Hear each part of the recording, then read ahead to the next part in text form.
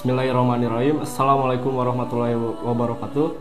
Alhamdulillahilladzi wassalatu wassalamu ala rasulillah wa ala alihi washabihi wa mawala wa ba'd. Brother and sister fillah, bersyukur pada Allah Ta'ala kita masih bisa menunaikan puasa Ramadan sampai dengan hari yang ke-15 ini. Semoga Allah senantiasa meridhoi seluruh amalan kita sampai puasa hari ini, insya Allah. Episode kali ini kita akan detailkan konsep pedoman ini dalam keterangan para ulama yang memberikan petunjuk kepada kita tentang detail aktualisasi nilai dalam nilai Al-Quran ini dalam praktek kehidupan.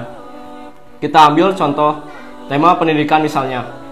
Saat ada di antara sekian kita menuntut ilmu, belajar di beberapa sekolah, bagaimana menurunkan ayat-ayat untuk kita pedomi dalam kehidupan. Kita ambil contoh Quran surat 96 ayat 1-5, Quran surat 9 ayat 122, Quran surat 58 ayat 11. Kita turunkan ini dalam keterangan Nabi SAW yang dihimpun nanti oleh para sahabat dan diriwayatkan oleh ulama hadis. Kita ambil contoh pertama, bagaimana seseorang pelajar ingin dipermudah oleh Allah Subhanahu wa taala cara belajarnya. Maka pesan Al-Qur'an, Iqra bismi rabbikal ladzi khalaq. Maka mulai membaca niatkan karena Allah. Dulu saat ayat ini diturunkan, Nabi SAW diminta oleh Allah membaca Iqra melalui media Jibril. Nabi katakan, "Ma'ana biqori." Saya tidak bisa membaca, saya nggak bisa baca. Tapi ketika ayat ini disempurnakan, baca karena Allah yang telah menciptakanmu. Menciptakanmu saja begitu mudah, apalagi hanya membuat kamu untuk memahami bacaan. Karena itu, ketika brother and sister fillah mengalami kesulitan dalam belajar, maka semua niatkan karena Allah. Mintakan kepada Allah, lalu berusaha untuk memahami sikap pelajaran yang Anda niatkan untuk bisa mendalaminya. Kata Al-Quran, jangan sekedar belajar hanya untuk mendengarkan informasi, hanya untuk menghimpun berbagai maklumat. Tapi jadikan setiap pelajaran Anda mesti paham setiap objeknya. Tafaqquh fiddin, tafaqquhu fiddin. Bagaimana ketika bagian ketiga, jangan sampai terjadi orang yang hanya sekedar pintar, karena Quran tidak menginginkan itu. Jangankan Anda, orang yang tidak beriman pun bisa pintar, tapi Quran ingatkan Anda yang dibalik kepintaran Anda maupun semakin meningkat iman pun semakin meningkat di hadapan Allah Subhanahu wa taala.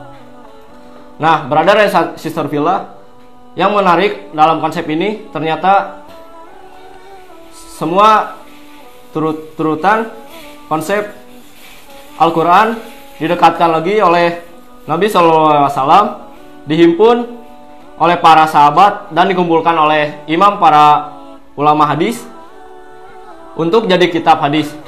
Menariknya, di antara ulama hadis yang paling hebat yaitu Imam Al-Bukhari. Anda kenal Sahih Imam Al-Bukhari? Ternyata bukan sekedar kitab-kitab hadis saja yang memuat bab-bab 97 pembahasan, tapi Imam Al-Bukhari tidak mengurutkan semua aturan dalam Al-Quran kitabnya. Buka kitab kedua, Kitabul Ilmi, di situ ada konsep cara belajar yang bagus. Kemudian Kitabul Iman adalah hadis yang menata rumah tangga. Kemudian barangkali Anda sudah belasan puluhan tahun jadi ibu, sudah kan pernah Anda mengeluarkan konsep jadi ibu yang baik dalam Al-Quran. Duhai Anda yang pebisnis, apakah Anda tidak berusaha menurunkan ayat-ayat Al-Quran dalam bisnis? dan turunannya. Tidak, dalam keterangan Nabi SAW, Qurannya ada, hadisnya ada keterangannya ada, contohnya pun ada. Dalam Abdurrahman, misalnya Abdurrahman bin Auf, modalnya cuman pakaian dan badannya, tetapi dia mengamalkan isi Al-Quran, kemudian dia menjadi orang yang terkaya di bumi saat itu.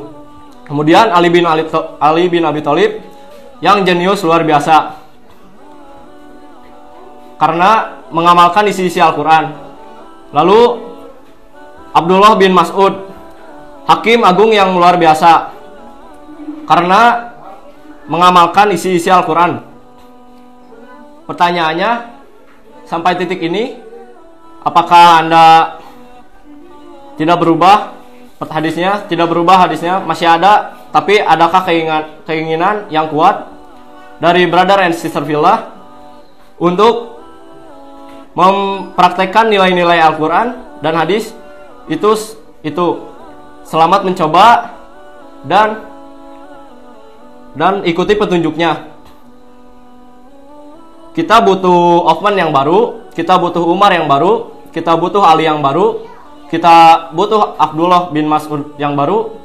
Barangkali di negeri kita khususnya kurang orang pintar, tapi kurang orang-orang yang mempraktekkan nilai Al-Quran, sehingga kepintarannya bisa mewujudkan kesejahteraan bagi bangsa dan negara kita khususnya. Assalamualaikum warahmatullahi wabarakatuh.